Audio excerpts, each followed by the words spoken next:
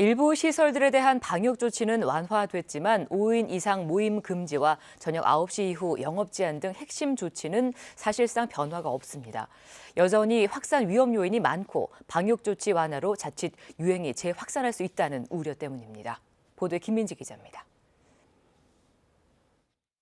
이번 3차 유행은 지난해 12월 말 정점을 지나 이제 분명한 감소세로 들어섰다는 게 대체적인 판단입니다. 한 달 전 주간 하루 평균 1,000명대였던 확진자 수는 500명대로 절반 가까이 줄었습니다. 그럼에도 정부가 현행 거리두기 단계를 유지한 이유는 유행의 재확산 위험 때문입니다. 환자 감소세가 확연하지만 그 속도가 너무 느리고 3차 유행의 특성상 지역사회 감염이 넓게 확산됐으며 바이러스 전파력이 큰 겨울철도 2달가량 남아있다는 점을 근거로 들었습니다. 최근 1주간 하루 평균 확진자 수인 516명도 거리두기 2단계 기준을 충족하지 못할 정도로 적지 않은 수입니다.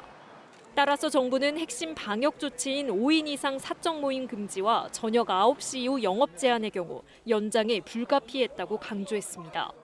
5인 이상의 모임 금지와 21시 운영 중단 조치가 서로 상승 효과를 내며 환자 감소세를 이끌고 있다는 점도 고려하였습니다. 또 최근 확진자 10명 중 4명은 개인 간 접촉을 통해 감염되고 있는 만큼 사적인 모임은 더 줄여나가야 한다는 겁니다. 식당 등의 저녁 9시 이후 영업 제한 조치를 완화하지 않은 것도 식사 후 2차 문화 등으로 만남과 이동량이 늘어나는 것을 우려했기 때문이라고 설명했습니다. 접촉의 기회를 최소화하는 조치가 가장 기본적인 거리두기의 어떤 근간을 이룬다라는 측면에서 9시까지 했던 부분들을 고려를 한 것이다라는 말씀을 드리고요.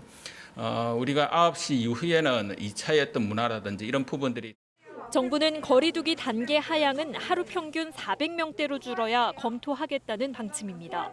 또 5인 이상 모임 금지와 저녁 9시 이후 운영 제한 조치의 완화 여부는 2주 뒤 유행 상황을 보고 다시 논의하기로 했습니다. KBS 뉴스 김민지입니다.